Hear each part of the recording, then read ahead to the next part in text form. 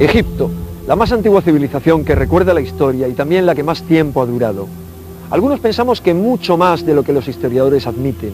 Algunos estamos firmemente convencidos de que se remonta miles de años atrás, hacia un pasado remoto en el cual se mezclan y confunden los recuerdos de visitantes extraterrestres con la herencia de una antigua civilización. El país de los antepasados al que los egipcios llamaron Amenhotep y que nosotros conocemos como la Atlántida. Y vamos a hacerlo a través de la mano de Manuel Delgado, una de las personas que mejor ha estudiado los misterios de la antigua civilización egipcia.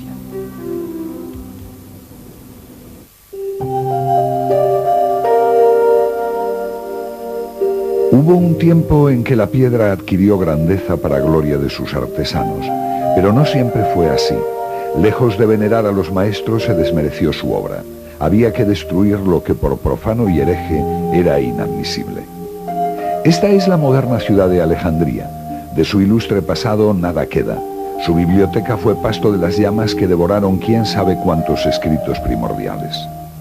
En la meseta de Giza, cerca de El Cairo, el fuego se convirtió en martillo y cincel con la misma diabólica intención. Cuentan las crónicas el enorme estruendo de los bloques desprendiéndose desde las alturas. Quedó escrito que al atardecer de la gran pirámide salían a miles los murciélagos batiendo el aire con su aleteo ensordecedor. Hoy el único murmullo perceptible es el del viento que corta las aristas con ecos del pasado.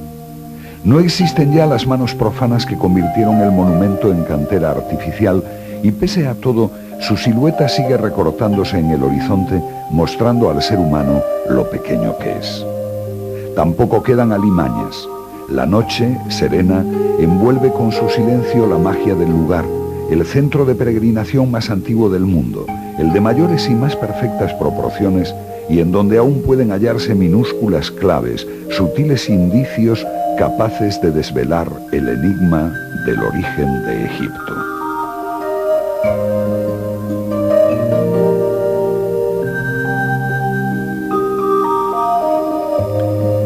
Muchos la han visitado y no pocos han buscado entre sus rendijas oscuros pasadizos. Las cámaras y corredores que se conocen siguen rodeados de misterio, como todo lo que aún permanece secreto en las entrañas del monumento. Se han barajado los más diversos y a veces sorprendentes argumentos para explicar qué impulsó a los constructores a tan ciclópea tarea. A su sombra se han imaginado solemnes procesiones y ritos secretos. Se ha dicho que cada tramo de sus túneles y cada esquina de sus salas simbolizan los pasos de la humanidad desde el principio de los tiempos. Se afirma que en las proporciones y medidas del conjunto se halla inscrito un conocimiento científico legado de los mismos dioses. Pero nadie ha logrado descubrir cuándo se izaron las primeras piedras, ni quién las levantó, ni con qué propósitos. Tal vez las respuestas no se escondan en las colosales dimensiones, sino en los pequeños restos dejados por sus enigmáticos constructores. Es uno más, uno de tantos, es solo uno de los casi 3 millones de bloques de piedra que tuvo la Gran Pirámide. Como ven, no ocupa ni el más oscuro rincón del más paupérrimo de los museos, sobrándole motivos para lo contrario. Sin embargo, aquí ignorado, solo sirve hoy como escalón de aquellos que suben a la entrada original del monumento, desgastándose con las pisadas, con el aire, con el agua, con el paso del tiempo, esperando un día como hoy para desvelar algunos de los secretos de su historia, con revelaciones tan sorprendentes que el estudio de tan vulgar piedra constituye uno de los retos más impresionantes con que pueda encontrarse el ser humano. No se trata de una piedra común. La práctica totalidad de la pirámide está formada por rocas calizas. El revestimiento era de mármol, de procedencia también caliza, y este bloque es de granito rojo, del mismo material que los muros de la cámara del rey y del tanque que en ella se conservan. Por encima de esta sala, las 5 cámaras de descarga son de similar estructura granítica. No existe más granito en la pirámide y donde lo hay no falta ningún bloque. ¿De dónde procede? Su actual posición es cercana a la entrada original y con toda seguridad formaba parte de esta, ya que presenta 3 orificios en forma de cilindro que debieron tener alguna misión. La hipótesis se refuerza cuando encontramos otra piedra de las mismas características que en algún momento rodó por el pasillo descendente hasta terminar donde ahora se halla, en el pozo de la cámara subterránea. La rodadura produjo importantes destrozos en sus aristas, aunque no cabe duda de su forma original, idéntica a la que se encuentra en la superficie. Los 2 bloques, enfrentados entre sí por medio de las hendiduras, pudieron alojar el mecanismo de cierre del monumento.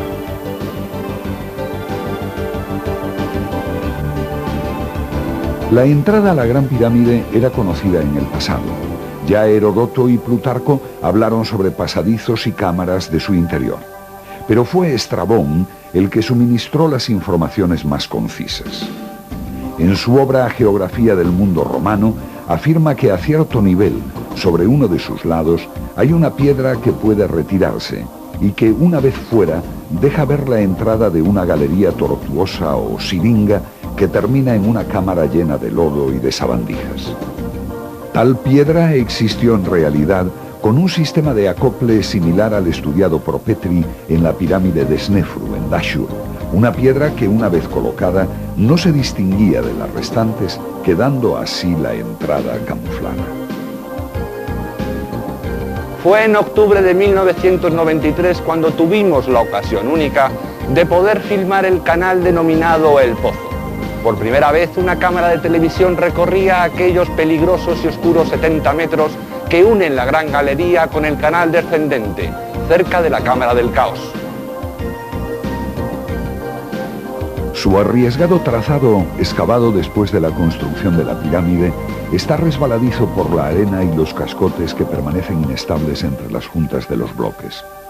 Mientras descendíamos peligrosamente, desde la oscuridad total del fondo, nos llegaba el eco fantasmagórico de nuestras propias voces envueltas en el desafiante siseo de las serpientes. La falta de oxígeno, el polvo y el calor dificultaban el descenso. A los 20 metros llegamos a la gruta natural, una pequeña oquedad de la meseta de Giza, justo por debajo de la primera hilada de bloques. Con toda la pirámide gravitando sobre nuestras cabezas, contemplamos lo que solo unos pocos privilegiados han conseguido. Cuando nos arrastrábamos por aquellos escombros, encontramos semienterrado un objeto de madera cilíndrico de unos 40 centímetros de largo. En estas imágenes, rodadas con una cámara doméstica, podemos ver cómo enrollamos una de las escalas alrededor de la pieza, pero su función inicial debió ser muy distinta. Seguro que ustedes ya han encontrado la relación entre el cilindro de madera y los agujeros de este bloque. A nosotros nos llevó algo más de tiempo. Cuando lo hicimos, regresamos aquí e introdujimos esta última pieza del puzzle. Su parte más estrecha encajó con precisión absoluta. Este es el cilindro que recogimos de las mismas entrañas de la Gran Pirámide. Las imágenes corresponden al momento en que lo insertamos en los agujeros del bloque, quedando mudos de asombro al comprobar el perfecto acople. Tal precisión pudimos confirmarla en el orificio que se haya partido.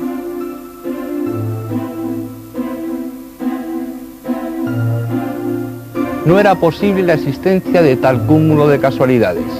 El lugar en que encontramos la pieza se halla cerrado al público y ha sido visitado por muy pocas personas. En toda la gruta natural no se encuentra ningún tipo de desecho, basura u objeto. Las dimensiones del taco corresponden milimétricamente con la de los agujeros de este bloque y además encaja justo hasta el punto en que su constructor decidió que así lo hiciera. En el pozo de la Cámara del Caos hemos encontrado una roca gemela a esta, de idénticas medidas y proporciones, con los mismos 3 agujeros. Estas 2 piedras enfrentadas, situadas en la entrada original del monumento, constituían su sistema de cierre. Pitágoras sirvió para una función encomendada por su constructor, por el mismo arquitecto de la Gran Pirámide. Teníamos en nuestro poder, al fin, un objeto de materia orgánica proveniente de la Gran Pirámide y podíamos datar, por el carbono 14, la fecha de erección del monumento. Enviamos una astilla de 15 gramos de peso para su análisis a un laboratorio de los Estados Unidos. El dictamen de los especialistas por medio del carbono 14 fue realmente desconcertante. El cilindro parecía haber sido construido el año 2185 después de Cristo. Es decir, que nos enfrentábamos a dos alternativas. O el madero provenía del futuro, o había estado sometido a algún tipo de radiación que alteró sustancialmente su composición. Estamos en la cumbre de la pirámide de Keops. Desde esta altura se domina a lo lejos la populosa ciudad de El Cairo. Toda la meseta de Giza se encuentra a nuestros pies. Pirámides y mastabas se agrupan ordenadamente en el mayor complejo arqueológico del mundo. En esta singular atalaya quedan restos de todo tipo de ceremonias. Velas, inscripciones y pinturas dan fe de ritos celebrados aquí secretamente con la intención de que su mensaje se propague por toda la tierra y quién sabe si también por los confines del universo. Fue aquí mismo donde el ingeniero alemán Siemens pudo constatar un extraño fenómeno. Al beber de una botella de vino sintió cierta acumulación energética en el líquido. Mojó una hoja de papel y rodeó con ella el envase poniendo en comunicación el pliego con la boca del recipiente. De inmediato empezaron a salir chispas ante el estupor de los guías egipcios que le acusaron de ejercer la brujería. Había construido una pila de Leyden.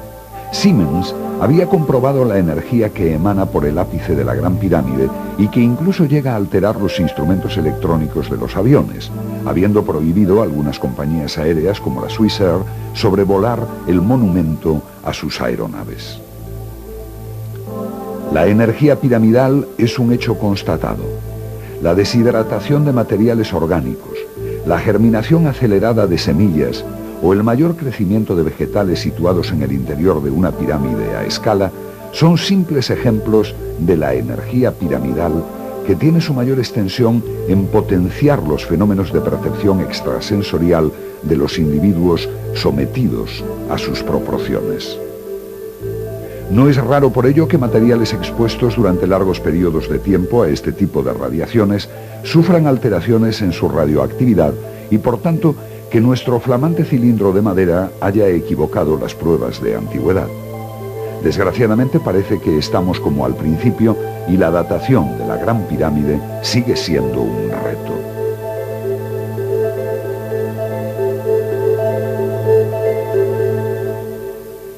La arqueología atribuye la construcción de la Gran Pirámide a Keops, faraón de la Cuarta Dinastía. Para ello se basa en las descripciones de Heródoto y en un cartucho encontrado por el coronel Weiss en la quinta cámara de descarga.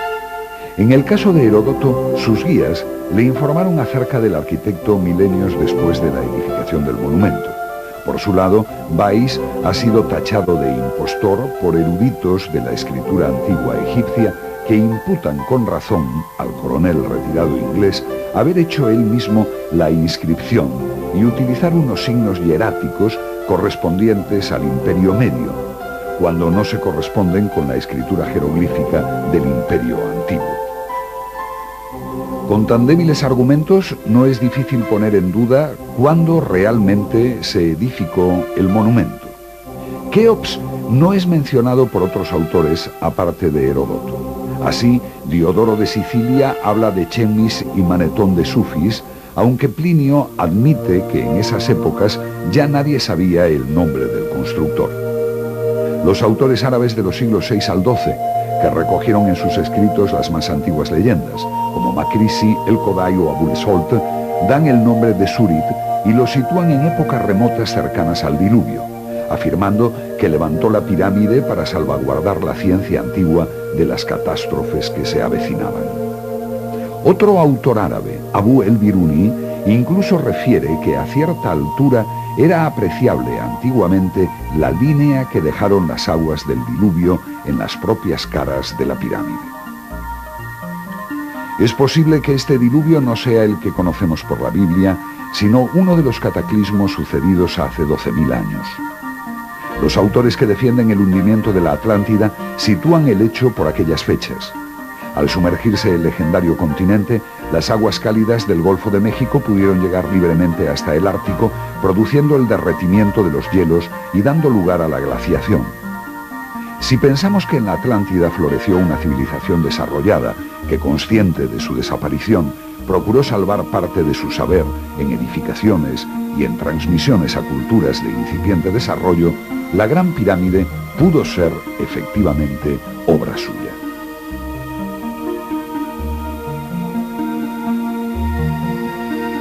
La cultura egipcia padecía de claustrofobia. Ninguna tumba posee 1 centímetro cuadrado no dibujado o esculpido. Escenas del libro de los muertos o de la vida cotidiana se suceden inexorablemente por sus paredes. Esta es, en Giza, la tumba de la reina Merisán, esposa de Kefren, hipotético constructor de la segunda pirámide. La profusión de pinturas y jeroglíficos proporcionan vida eterna a esta mujer que vivió hace 5.000 años. En el sepulcro se adivinan sentimientos, vivencias y tradiciones de su tiempo. Todo ello contrasta con el absoluto vacío de la llamada tumba de su esposo. En ninguna pirámide de la cuarta dinastía se han encontrado jamás restos de escritura, pinturas o esculturas. Esta es la pirámide de Unas, faraón de la quinta dinastía. Sus paredes y techos están repletos de jeroglíficos que detallan su cultura. En las pirámides de Giza, nada. La piedra lisa, callada, muda. Entre las dos pirámides, algo más de 200 años. Entre ambas pirámides, algo más que simples seres humanos. Historias que se remontan al más oscuro pasado del comienzo de nuestra civilización. Pero el compendio de qué sabiduría. La ciencia actual atribuye a aquellas gentes milenarias unos conocimientos incipientes propios del Paleolítico. Sin embargo, sus logros no han sido superados por la tecnología de nuestra propia era espacial. Un mito que podría considerarse de ciencia ficción si no fuera por los rastros que nos ha dejado. En el año 1992 conseguíamos retirar la tierra depositada alrededor de la roca y en los agujeros de la misma. No éramos, sin embargo, los primeros en poder estudiar la magnífica ejecución de la pieza, ni los primeros en asombrarnos de la increíble tecnología aplicada. Durante el siglo pasado, Sir William Matthews Flinders Petrie efectuó los estudios meteorológicos más importantes realizados jamás en la Gran Pirámide. Desconcertado por el descubrimiento de estas y otras perforaciones, decidió llevarse una muestra a Inglaterra y ponerla en manos de Sir Benjamin Baker. El eminente físico sometió la pieza a un examen riguroso, a unos análisis específicos, y los resultados fueron categóricos. O bien se había sometido la broca a una fuerza de 2.000 kilogramos por centímetro cuadrado, o por el contrario se había empleado un taladro, cuya dureza era, ni más ni menos, que de 500. No era conocido en Egipto el diamante. No se han encontrado restos de este mineral en ninguna excavación. Y aunque supongamos que los egipcios de la cuarta dinastía lo poseyeran, nunca podrían haberlo sometido a una presión superior a los 50 kilos por centímetro cuadrado, ya que se fundiría por la enorme temperatura. En las canteras actuales, que usan los más sofisticados medios para el corte del granito, emplean la viria, un diamante sintético que soporta altas temperaturas de fricción. Pese a todo, su penetración en el granito es de 0,5 de milímetro por vuelta, tardando 6 horas en cortar 1 metro. En el bloque de granito se puede apreciar que la broca que utilizaron avanzó 2,5 milímetros por vuelta, 50 veces más que lo conseguido por nuestra moderna tecnología. Es un trabajo imposible. Tal evidencia arqueológica y el estudio realizado por los especialistas nos sitúan en la pista de una investigación espectacular. Debemos encontrar un material de dureza 500 cuando en la Tierra o en el sistema solar la materia más dura, el diamante, solo ofrece dureza 10. Nuestra industria ha obtenido la viria, el carburo de tungsteno, con una dureza de grado 11. Pensar en algo de dureza 500 parece de ciencia ficción, aunque tuvo que existir por los restos que ha dejado. Y por increíble que parezca, quizá no encontremos el material, aunque sí su procedencia. Todos los faraones de las primeras dinastías eran de piel negra. Tanto su raza como parte de su cultura provino del continente africano. Allí, actualmente, en la meseta de Bandiagara y en los montes Jumbori, en Mali, vive el pueblo de los Dogones. Su tradición se remonta a miles de años. Sus creencias poco han cambiado con el transcurrir del tiempo y han puesto de manifiesto uno de los mayores problemas astronómicos y antropológicos. Durante el siglo pasado y en los comienzos de este, los nativos contaron a los estudiosos de su cultura su ancestral mitología. Según los Dogones, hace miles de años que llegaron unos seres mitad hombres, mitad peces, que fueron llamados los instructores. Aterrizaron en un arca roja como el fuego que después se volvió blanca. El suceso fue tan importante para los primitivos pobladores de Mali que se mantuvo firme en la memoria colectiva y fue transmitido generación tras generación, formando incluso parte de sus danzas y cultos. Esta visita de seres interestelares es común en casi todas las antiguas culturas. El hecho diferenciador es la información difundida. Ya es un misterio cómo los Dogones conocen el cinturón de asteroides de Saturno o los 4 satélites interiores de Júpiter. Pero lo que resulta abrumador, y es precisamente lo que interesa en nuestra investigación, es que dicen provenir de Sirio, un sistema binario constituido por 2 estrellas en la constelación Can Mayor, situadas a casi 9 años luz de distancia. La más grande, Sirio A, recibe el nombre de Digitaria, mientras que la pequeña, Sirio B, se conoce como Potolo. Los Dogones afirman que Potolo es pequeño como una semilla y a la vez el más pesado de los cuerpos celestes y describe un movimiento elíptico alrededor de Sirio A en un periodo de 50 años. Este conocimiento del pueblo Dogón está documentado ya en el siglo XII, aunque proviene de épocas milenarias. Fue el astrónomo Bessel quien en 1834 dedujo la existencia de Sirio B, y solo en 1862 el norteamericano Clark pudo verlo con su telescopio. Ya en pleno siglo XX la astronomía pudo cuantificar el tiempo de rotación de Sirio B, cuyo resultado fue de 50,04 años. Asimismo, recientemente se ha sabido que Sirio B es una estrella enana de aplastante poder gravitacional. Pero hay más. Los Dogones han manifestado que Potolo, Sirio B, está formado por un metal denominado sagada, más brillante que el hierro, de un peso superior a todo el cereal y todo el hierro del planeta. Los estudios de la ciencia moderna dictaminan que su masa es similar a la del Sol, siendo su radio como el de la Tierra. Su densidad media se estima en 1 tonelada por centímetro cúbico. En esta estrella, Sirio B o Potolo, sí puede existir un material de dureza 500. Y no es descabellado pensar que aquellos viajeros extraterrestres, si procedían de allí, difundieran sus extrañas ciencias y también sus herramientas.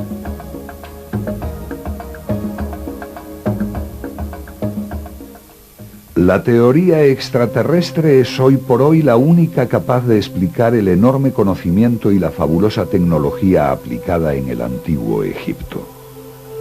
Para las primeras dinastías egipcias, incluso para el periodo predinástico y la época tinita, el objeto fundamental de culto y adoración fue Sirio, y no el Sol.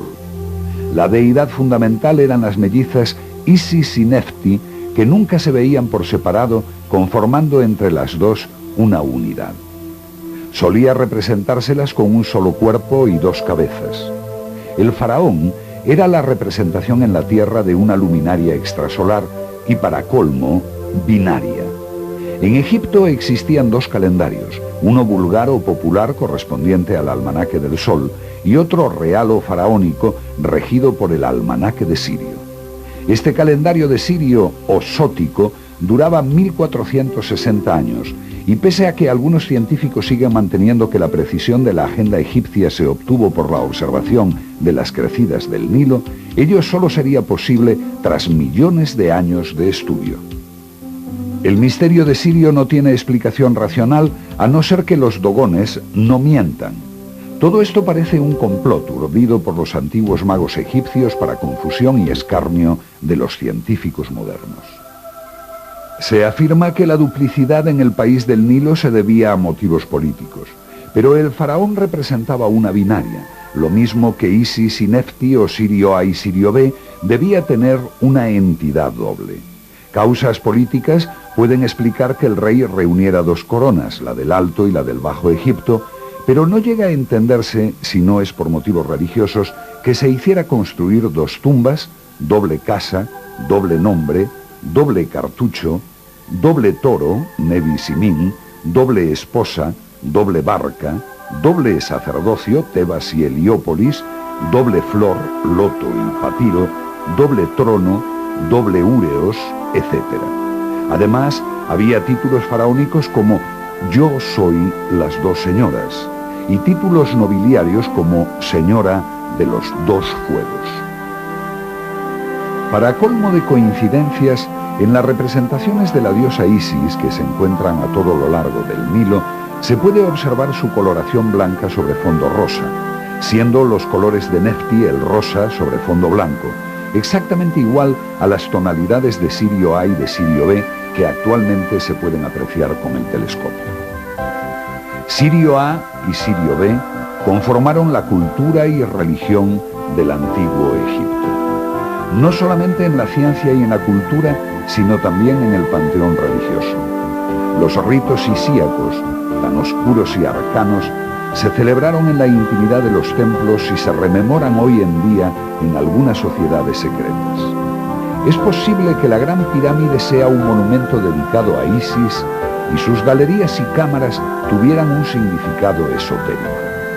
¿Quién sabe si el famoso libro de los muertos se refiere a algo más que al viaje por los mundos de ultratumba, a un trayecto por el espacio en busca de unos orígenes materiales y espirituales? Egipto es una fuente inagotable de sorpresas. Nuestro ya familiar bloque de piedra nos ha de poner todavía en una pista espectacular. Hemos visto la posibilidad de perforar el granito con una broca de dureza desconocida, pero existe otra solución más desconcertante todavía que explicaría cómo pudieron taladrar la roca con sus inocentes herramientas de cobre. Por fantástico que parezca, no fueron, como se supone, grandes canteros, sino magníficos alquimistas. Tenemos pruebas suficientes para afirmar que los antiguos egipcios sabían ablandar la piedra. Esto, además, aclararía uno de los grandes enigmas del antiguo Egipto, el traslado de bloques. Durante los 1500 últimos años de la historia clásica de Egipto, correspondientes al Imperio Nuevo, dinastías posteriores y periodo tolemaico, sus constructores utilizaron la cantidad de 4 millones de metros cúbicos de piedra en lo que se considera la colección de monumentos más importante de la antigüedad. Sin embargo, esta cantidad es únicamente similar a la utilizada en estas dos pirámides, las pirámides de Dashur, construidas por Snefru, el padre de Keops. En la cuarta dinastía, en un periodo de 150 años, se utilizó un volumen de piedras 3 veces superior y en un periodo de tiempo 10 veces más corto. Es decir, que los faraones de la cuarta dinastía, los famosos Snefru, Keops, Kefren y Micerinos, sin conocer el hierro ni la rueda, transportaron en 150 años el triple de bloques de piedra que sus colegas en 1500 años. ¿Cómo pudo ser esto posible? Abd el-Latif, historiador árabe del siglo XII, contó que la Gran Pirámide empezó a demolerse en tiempos de Ala-Eddin Yusuf. Karakush, uno de los emires de aquel príncipe, despojó al monumento de gran cantidad de bloques que sirvieron para edificar la ciudad del Cairo. Las crónicas relatan el enorme esfuerzo de zapadores, mineros y canteros para lograr en un día precipitar uno o dos de los bloques.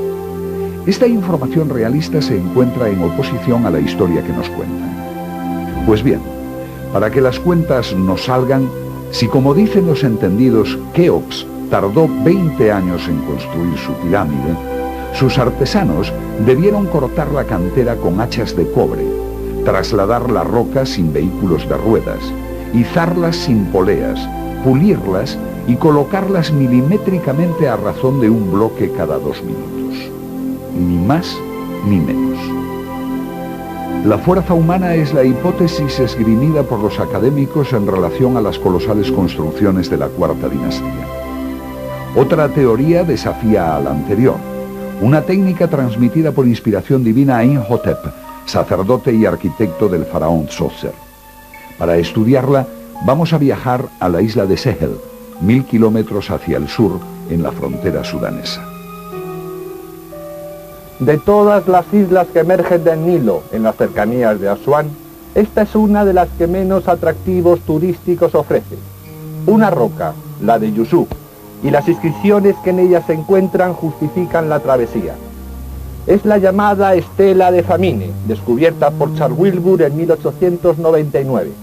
Desde entonces se han realizado numerosas traducciones, todas ellas coincidentes, atribuyendo un significado a los jeroglíficos que ofenden a la razón. La estela consta de 2.600 jeroglíficos dispuestos en 32 columnas. Entre la 18 y la 20 se describe un sueño del faraón Djoser en el que el dios Khnum da al rey una lista de materiales y productos químicos para fabricar bloques aglomerados con los que construir templos. No solo templos. En la imagen podemos ver el inconfundible jeroglífico de una pirámide, la que sería la primera de Egipto y que aún se conserva en Saqqara, a 20 kilómetros de El Cairo. Sobre el tema de los bloques prefabricados, el doctor Davidovits, fundador del Instituto Geopolimérico de París, profesor de la Universidad de Toronto y director del Instituto de Ciencias Aplicadas de la Universidad de Barry, en Florida, publicó sus análisis efectuados en rocas de la meseta de Giza en un libro titulado Las pirámides, un enigma resuelto. El eminente petrógrafo encontró evidencias de prefabricados en piedra en la Gran Pirámide y en su vecina pirámide de Kefren.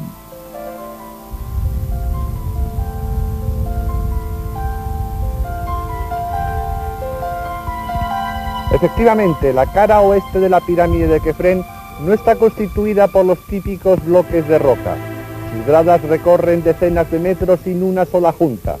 La respuesta oficial insiste en que aquí existía un montículo de piedra, que fue esculpido convenientemente con las proporciones requeridas por el monumento. Pero si nos detenemos en algunos de sus detalles, vemos que tal afirmación carece absolutamente de fundamento. La densidad de la piedra es distinta en cada zona. En algunos lugares es lisa y compacta, en otros se desmorona. En estas imágenes podemos apreciar los restos dejados por las tablas o los moldes en el momento del fraguado.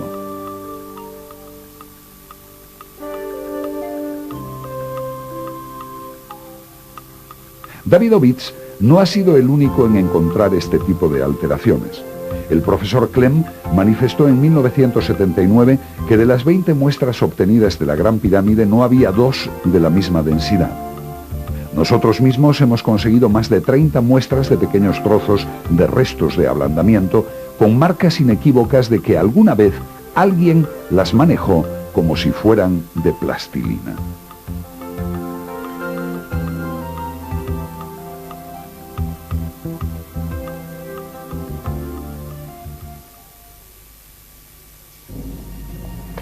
Para el profesor Clem, los bloques de la pirámide eran sospechosos de haber sido elaborados artificialmente. Las dudas parecieron aclararse cuando el propio Davidovits pudo estudiar una piedra procedente de este pasaje, el canal ascendente, y descubrió en su interior un pelo de 21 centímetros de largo, fibras textiles, burbujas de aire e incluso uñas. En esta fotografía podemos observarlo. Nada más y nada menos que un cabello humano en el interior de una roca caliza de hace 50 millones de años, proveniente de la edad geológica del Eoceno, allá por el segundo periodo de la época terciaria. No son especulaciones. No se puede pasar por alto la posibilidad de que en el antiguo Egipto pudieran ablandar la piedra, porque las pruebas así lo testifican. Son análisis químicos, exámenes microscópicos, fotografías, restos que los moldes han dejado y sobre todo las piedras desnudas, abandonadas, como una broma dejada por aquellos sabios a las generaciones futuras. Este es el famoso obelisco de Asuán, 47 metros de largo y 5.000 kilos de peso dejados al abandono. Tan grande para que nadie pueda llevarlo, para que quede constancia de una técnica desconcertante. Ninguna escoriación, ningún resto de golpe, solo las huellas de algo parecido a una pala que rebanó la piedra como si fuera mantequilla. El bloque de granito de la entrada de la Gran Pirámide es algo más que piedra. Es un libro abierto que nos ha introducido en las más fantásticas hipótesis, comenzando por los orígenes más remotos.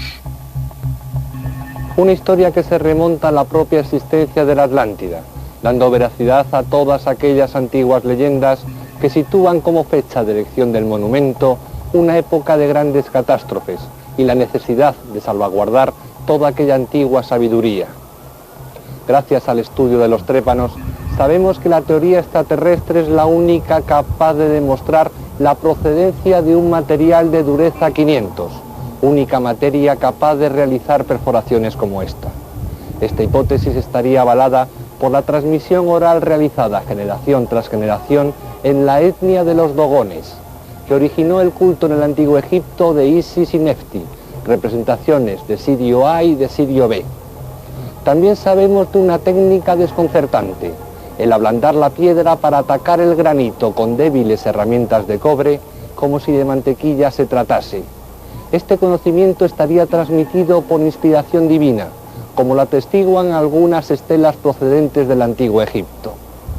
Este abandonado bloque merece toda nuestra atención, aunque sus informaciones desestabilicen la idea que tenemos de nuestro propio pasado. Quizás un día desaparezca, no importa. Egipto está salpicado de pequeños detalles como este, que indican que aquella antigua civilización que vivió en las riberas del Nilo aún no ha sido comprendida. Los sabios griegos estudiaron en esta ciudad la legendaria Sais, cuya universidad difundió lo que quedaba de aquella sabiduría de los dioses venidos del espacio. Hoy nada queda, únicamente montículos, piedras desparramadas y basura. No hay a quién preguntar ni en dónde consultar. Parte de la historia de Egipto se perdió con sus protagonistas, aunque algunos estamos convencidos de que los primeros egipcios que recorrieron el Nilo ya se encontraron con las pirámides de Giza edificadas. Precisamente en Sais, en aquella antigua y universitaria ciudad, en el frontispicio de uno de sus templos, Plutarco, el famoso historiador griego, pudo leer una leyenda, un misterio que encierra a todos los demás. Yo soy Isis, soy lo que fue, lo que es y lo que será, y ningún humano jamás ha logrado traspasar mi velo. ¿Quién sabe?